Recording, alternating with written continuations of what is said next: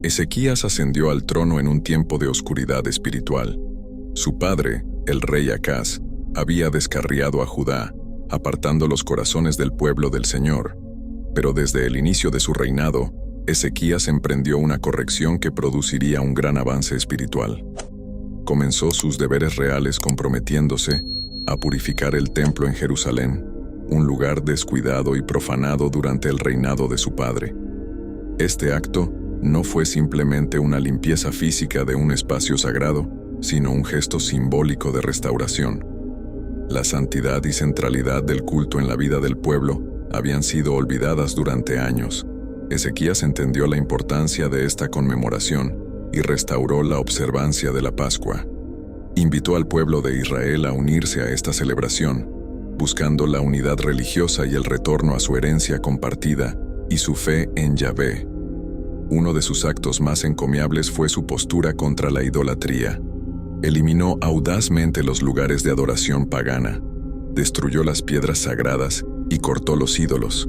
Incluso destruyó la serpiente de bronce hecha por Moisés, que se había convertido en objeto de adoración. Ezequías demostró así su compromiso inquebrantable con el primer mandamiento y su comprensión de que solo Dios debía ser el objeto de adoración de su pueblo. Cuando los asirios, bajo el rey Sennacherib, sitiaron Jerusalén, la fe de Ezequías enfrentó una prueba suprema. En lugar de sucumbir al miedo o a maniobras políticas, se volvió al Señor. Su oración en el templo es un modelo de humilde confianza en la liberación de Dios, la respuesta del Señor a través del profeta Isaías y la posterior derrota milagrosa de los asirios fue una poderosa demostración de la fidelidad de Dios hacia aquellos que confían en Él. Un ángel del Señor derribó a 185,000 soldados asirios, obligando a Sennacherib a retirarse. Sin embargo, las pruebas y tribulaciones no están exentas en la vida de un hombre piadoso. Al acercarse a Reyes 21:6, Ezequías enfrentó su mortalidad. A pesar de su fidelidad, cayó gravemente enfermo. Aquí confrontamos una verdad profunda. Incluso en la vida de los justos, los sufrimientos y las pruebas son inevitables. La vida en toda su imprevisibilidad y cambio no perdona, ni siquiera a aquellos que caminan estrechamente con Dios. A medida que envejezco, me doy cuenta de que la vida es impredecible. Si crees que tienes el control y que todo está resuelto, simplemente sigue viviendo. Un día descubrirás que la vida es realmente impredecible a medida que envejeces. Crece una sensación extraña dentro de ti, una premonición o incluso un presentimiento de que algo está a punto de suceder. La vida, en toda su inesperada realidad, realmente lo es. Este gran rey, este hombre de Dios, hizo todo lo posible para traer al pueblo de Dios de regreso a la adoración y la justicia hacia el Señor, pero cayó enfermo. Todo lo que hizo como rey fue señalar a la gente de regreso al Señor de Abraham, Isaac y Jacob. Ezequías enfermó. Su reinado estuvo impregnado de maldad, llevando a Judá por un camino de idolatría y rebelión contra el Señor.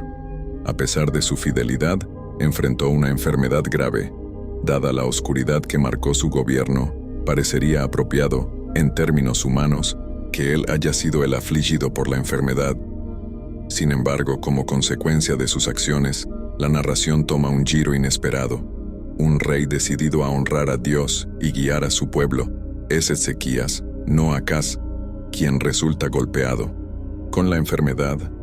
Este desarrollo en la vida de Ezequías sirve como una profunda ilustración de la naturaleza impredecible de nuestra existencia. Nos recuerda que la vida, en toda su complejidad, no opera según los principios de justicia o retribución humana. ¿Te imaginas el dolor que he experimentado? Algunos de nosotros hemos vivido ese dolor. Eres bueno, pero parece que cosechas males. Eres un buen empleado, pero te tratan mal y te despiden. Nunca cometiste un delito, y aún así, eres acusado y declarado culpable. Eres un buen esposo fiel, pero tu esposa te engaña. Cuidas diligentemente tu salud, pero enfrentas enfermedades inesperadas. Inviertes amor y tiempo en tus hijos, pero eligen un camino diferente. Extiendes bondad y generosidad solo para encontrar ingratitud y traición. La vida es inesperada. Los justos no son inmunes al sufrimiento, ni los malvados son siempre castigados de inmediato. La enfermedad de Ezequías nos enseña que la fe en Dios no garantiza una vida libre de problemas o dolor, pero nos ofrece una manera de enfrentar estos desafíos. En su desesperación, Ezequías se volvió hacia el Señor, orando con lágrimas. Esta no era una oración de exigencia, sino una humilde súplica de misericordia, y Dios, en su infinita gracia, respondió con una promesa de curación y una señal para asegurarle al rey su fidelidad en la fe, según Reyes 20, 1-6. En aquellos días, Ezequías enfermó gravemente y el profeta Isaías, hijo de Amós, vino a él y le dijo: «Así dice el Señor, ordena tu casa, porque morirás y no vivirás». Entonces Ezequías volvió su rostro hacia el muro y oró al Señor, diciendo: «Te ruego, oh Señor, recuerda cómo he caminado delante de ti en verdad y con un corazón perfecto, y he hecho lo que es bueno ante tus ojos». Ezequías lloró dolorosamente. Antes de que Isaías saliera al patio central, vino a él la palabra de Jehová diciendo: «Vuélvete y dile a Ezequías, capitán de mi pueblo, así dice Jehová, Dios de David tu padre, he oído tu oración, he visto tus lágrimas, he aquí, te sanaré. Al tercer día subirás a la casa de Jehová, y añadiré a tus días 15 años, y te libraré a ti y a esta ciudad de la mano del rey de Asiria, y defenderé esta ciudad por amor a mí mismo, y por amor a mi siervo David». Ezequías es un hombre con el que Dios fue increíblemente amable. Este es uno de los actos más bondadosos en la Biblia. Dios le informó a Ezequías que iba a morir. La gran mayoría de las personas que alguna vez han caminado por este planeta no reciben una advertencia como Ezequías. La gran mayoría no tienen la oportunidad de poner su casa en orden, pero él sí lo hizo. Hebreos 9:27 dice que está establecido que los hombres mueran una vez, y después de esto, el juicio. Cada uno tiene un tiempo señalado y ese tiempo viene para todos nosotros. No entierres tu cabeza en la arena y pienses que no va a llegar. Para algunos faltan horas, para otros faltan décadas. Piensa a dónde vas. ¿Has puesto tu casa en orden? ¿Estás preparado? En el fondo de tu corazón, sabes que no estamos en este planeta por casualidad. Sabes que hay un Dios que existe. Sabes que tener la capacidad de pensar, sentir, razonar, crear y destruir no es un accidente. Sabes que un ser superior a ti te creó y sabes que ese mismo ser te va a juzgar un día, y sabes que un día te encontrarás con él. ¿Estás preparado? Sé honesto contigo mismo. Reflexiona, piensa, contempla. ¿Tu existencia está en orden? ¿Qué tenemos nosotros, los seres humanos, que nos preparamos para todo lo demás, pero descuidamos prepararnos para lo más inevitable? He apartado dinero para pagar mis impuestos. He empezado a invertir en el mercado de valores. He ahorrado para comprar una casa. He empezado a ahorrar para la matrícula de mis hijos. He guardado un fondo de emergencia. Pero, ¿cuántos de nosotros podemos mirarnos en el espejo y ser 100% honestos con nosotros mismos? Y decir sin miedo, sin dudar: he puesto mi casa en orden. ¿Estoy preparado para encontrarme con el Señor? Los ricos y los pobres mueren. Los jóvenes mueren. Y los ancianos también. Los sanos y los enfermos también. Y no todos reciben una advertencia como Ezequías. ¿Has pensado en el día del juicio ante el Señor? ¿Tienes salvación? La salvación es un viaje individual en el sentido de que es tu relación con el Señor Jesús y nadie más. No es tu esposo, esposa o tus padres en Jesucristo. No es tu iglesia en Jesucristo. No dejes de depender de la relación de nadie más con el Señor Jesucristo. La salvación eres tú y el Señor Jesucristo. Y desafortunadamente, habrá tantas personas que en el día del juicio se sorprenderán. Hay personas que se sorprenderán en el día del juicio. La salvación te cambia. Una persona no puede experimentar el nuevo nacimiento y seguir siendo la misma. Cambia tus deseos, cambia tu vida, cambia tu visión del tiempo y la eternidad. Pon tu casa en orden, pon tu casa en orden, pon tu casa en orden. Hoy es el día para asegurarte de que verdaderamente naces de nuevo. Si estás tan profundo en pecado y piensas que no hay esperanza para ti, hay esperanza en Jesús.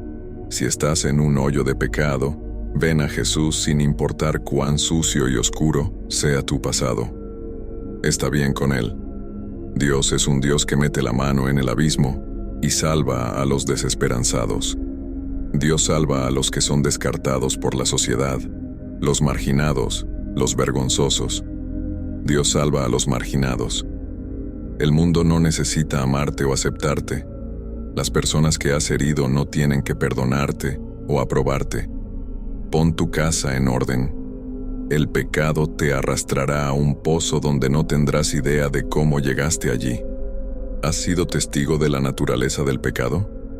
El pecado tiene una naturaleza adormecedora. Lleva a las personas a un lugar donde no piensan en lo que les espera en la eternidad. El pecado es engañoso, se cubre con brillo y glamour, agrada a la carne y te arrastra a un hoyo. Pero hay un Dios que alcanza a las personas en el hoyo del pecado. Si estás en un hoyo y la sola idea de poner tu casa en orden te aterroriza, la sola idea del día del juicio te aterroriza, la sola idea de la muerte te aterroriza porque estás en un pozo de pecado, el Dios de esta Biblia vino por los pecadores. Dios vino a salvar a los malvados pecadores que merecen pasar una eternidad en el infierno, a aquellos en los pozos, los pecadores de la vieja escuela. Es posible que hayas asistido a la iglesia toda tu vida y nunca te hayas sentido bien con Dios. Pero si estás escuchando este video, Dios es bueno contigo. Puedes arreglarte con Dios, puedes poner tu casa en orden. Ezequías fue un hombre con el que Dios fue increíblemente amable. Este es uno de los actos más bondadosos en la Biblia.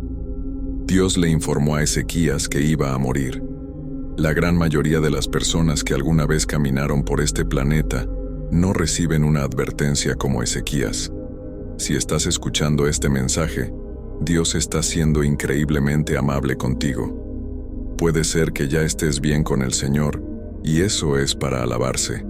Sin embargo, este sermón es un recordatorio para que continúes corriendo la carrera, para seguir luchando la buena batalla de la fe. Quizás estés en el camino equivocado, y Dios está siendo amable y generoso contigo, dándote otra advertencia. No estás escuchando este mensaje por accidente o casualidad. Dios está siendo amable, amoroso y paciente contigo, recordándote que debes poner tu casa en orden. Nuestra casa en orden debe convertirse en una prioridad en todas nuestras vidas.